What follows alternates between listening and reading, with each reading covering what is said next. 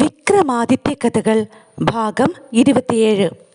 കഥ അവസാനിപ്പിച്ചുകൊണ്ട് വിക്രമപ്പെണ്ണ് വിളിച്ചു പറഞ്ഞു, ഹേയ് ചെമ്പകവല്ലി, യഥാർത്ഥ മിത്രങ്ങൾ ഇങ്ങനെ അടുത്ത് ജീവിക്കുന്നവരാണ്. നീയാണെങ്കിൽ പുരുഷന്മാരെ കാണാതെ ജീവിക്കുന്നതിന്റെ രഹസ്യം എന്നോട് പറയുന്നുമില്ല. നീ എന്നെ സ്നേഹിക്കുന്നില്ലെന്നതിന് തെളിവ് വേറെ എന്തു വേണം? ഇത് കേട്ടപ്പോൾ ചെമ്പകവല്ലി വിഷാദത്തോടെ പറഞ്ഞു തുടങ്ങി, പ്രിയ തോഴി, പുരുഷന്മാർ വഞ്ചകന്മാരാണ്. സ്ത്രീജനങ്ങളുടെ ശാരീരിക സൂക്ഷ്മതയും അംഗഭംഗിയും നിലനിൽക്കുന്നിടത്തോളം കാലം അവർക്ക് വിലയുണ്ടാകും. അത് കഴിഞ്ഞാൽ സ്വാർത്ഥിയായ പുരുഷൻ അവളിൽ തികച്ചും അശ്രദ്ധനാണ്. അവൾ തുടർന്നു, പണ്ട് ഒരു കാട്ടിൽ ഒരു ക്ഷേത്രമുണ്ടായിരുന്നു. ക്ഷേത്ര നടയിലുണ്ടായിരുന്ന മുളങ്കാട്ടിൽ ശല്യൻ എന്നും ശല്ലരി എന്നും പേരായ 2 കിളികൾ വസിച്ചിരുന്നു. ഒരു ദിവസം കുഞ്ഞുങ്ങൾക്ക് ആഹാരവുമായി വരുമ്പോൾ മുളങ്കാട് തീ പിടിച്ചിരിക്കുന്നത് കണ്ടു. തങ്ങളുടെ അരുമ സന്താനങ്ങൾ അതിനുള്ളിലാണ്. അവ ചത്തുപോയിരിക്കും. അവരില്ലാത്ത ജീവിതം തങ്ങൾക്കും വേണ്ടെന്ന് നിശ്ചയിച്ച് കിളികൾ മുളങ്കാടിന് നേരെ പറന്ന് അഗ്നിയിൽ പതിക്കാനൊരുങ്ങി. ശല്ലരി തീയിൽ ചെന്ന് ചാടി മരിച്ചു. ശല്യനാകട്ടെ തീയോട് സമീപിച്ചപ്പോൾ അതിൻ്റെ അസഹ്യമായ ചൂട് തട്ടി പേടിച്ച് പിന്തിരിയുകയാണുണ്ടായത്. ഇതറിഞ്ഞ ശല്ലരിയുടെ ആത്മാവ് പുരുഷന്മാരുടെ വഞ്ചന മൂലം താൻ അടുത്ത ജന്മത്തിലും അവരെ വിശ്വസിക്കുകയില്ലെന്ന് തീരുമാനിച്ചു. ആ ശല്ലരിയാണ് പൂർവജന്മ സ്മൃതികളോടുകൂടി ജീവിച്ചിരിക്കുന്ന ഈ ഞാൻ. പുരുഷവർഗം എന്നുമെന്നും വെറുക്കപ്പെടേണ്ടവരാണ്. ചെമ്പകവല്ലിയുടെ വ്രതത്തിന് കാരണം മനസ്സിലാക്കിയ വിക്രമപ്പെണ്ണ് മറുപടിയായി ഒന്നും പറഞ്ഞില്ല. ഇതെല്ലാം കേട്ടുകൊണ്ട് അണ്ണാന്റെ രൂപത്തിൽ ഒളിച്ചിരിക്കുകയായിരുന്നു ഭട്ടി. ഇന്നേക്ക് 7-ാം ദിവസം താൻ വിക്രമാദിത്യനെ കൊണ്ട് ചെമ്പകവല്ലിയെ പരിണയിപ്പിക്കുമെന്ന് പ്രതിജ്ഞയെടുത്ത് ഭട്ടി പുറത്തേക്ക് നടന്നു. എന്നിട്ട് അയാൾ സ്വന്തം രൂപത്തിൽ 1000 വരാഹവും എടുത്ത് ദീർഘയാത്ര കഴിഞ്ഞു വരുന്നവരെന്ന നാട്യത്തിൽ വിജയനഗരത്തിലെ രാജാവിനെ ചെന്നു കണ്ടു. രാജാവ് ജിജ്ഞാസപൂർവം തിരക്കി, താങ്കൾ ഇത്ര വേഗം മടങ്ങിയെത്തിയോ? കടമെല്ലാം തീർത്തു കഴിഞ്ഞോ? ശല്യരാജൻ മറുപടി പറഞ്ഞു, ഈശ്വര സഹായത്താൽ എല്ലാം ശുഭമായി പരിണമിച്ചിരിക്കുന്നു.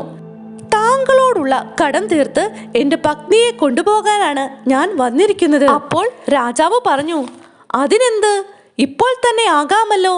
ശല്യരാജനും വിക്രമപ്പെണ്ണും രാജകൊട്ടാരത്തിൽ നിന്ന് പുറത്തു കടന്ന് സ്വന്തം വേഷം ധരിച്ചു. 6 മാസം കഴിയുന്നതിന് മുമ്പ് കാര്യം നടത്തണമെന്നുണ്ടായിരുന്നു വിക്രമാദിത്യന്. ഭട്ടിയോട് അദ്ദേഹം ഉപദേശം ആരാഞ്ഞു. ഇരുവരും കൂടി ആലോചിച്ചു. വിക്രമാദിത്യൻ ഒരു കഴുക്കൂത്താടിയുടെയും ഭട്ടി ഒരു യുവതിയുടെയും വേഷത്തിൽ രാജാവിനെ സമീപിക്കാൻ നിശ്ചയിച്ചു. ഭട്ടി വിക്രമാദിത്യനോട് പറഞ്ഞു, യുവതിയായ ഞാൻ അങ്ങയുടെ ശിഷ്യനായും അങ്ങ് ഗുരുവായും അഭിനയിക്കണം. ഞാൻ ഏതെങ്കിലും കഴുക്കൂത്താടി സംഘത്തിൽ ചേർന്ന് വിജയനഗരത്തിലെത്തി മഹേന്ദ്രജാലങ്ങൾ കാണിക്കാം. രാജാവ് തീർച്ചയായും അതിശയിക്കും.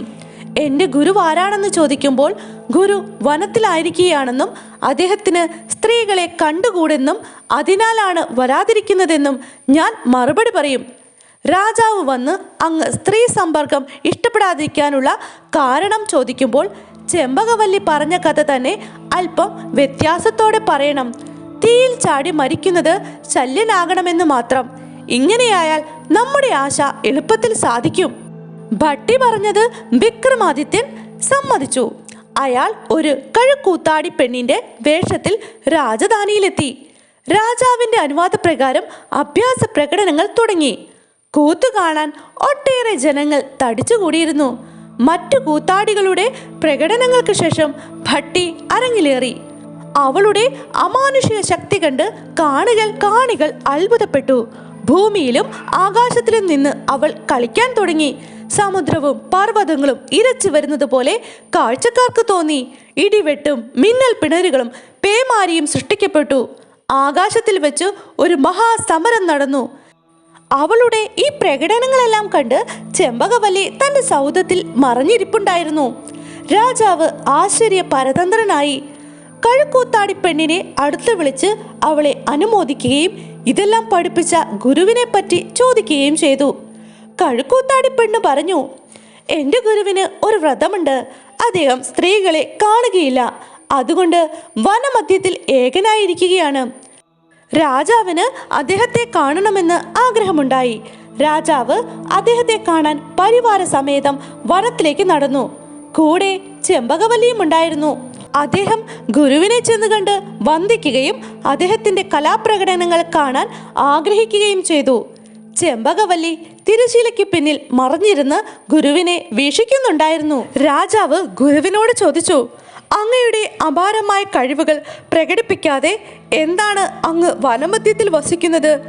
അപ്പോൾ ഗുരു പറഞ്ഞു, ഞാൻ സ്ത്രീകളെ കാണുകയില്ലെന്ന് ശപഥം ചെയ്തിട്ടുണ്ട്. അതിനാലാണ് ജനങ്ങളിൽ നിന്ന് ഇങ്ങനെ അകന്നിരിക്കുന്നത്.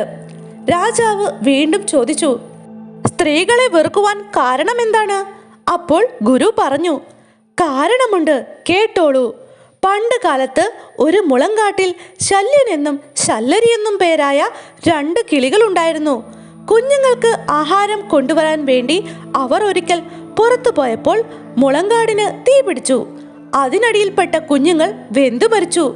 ദുഃഖിതരായ ശല്യനും ശല്ലരിയും തീയിൽ പതിച്ച് ആത്മഹത്യ ചെയ്യാൻ തമ്മിൽ പറഞ്ഞൊത്ത് അവർ തീക്ക് നേരെ പറന്നെത്തി.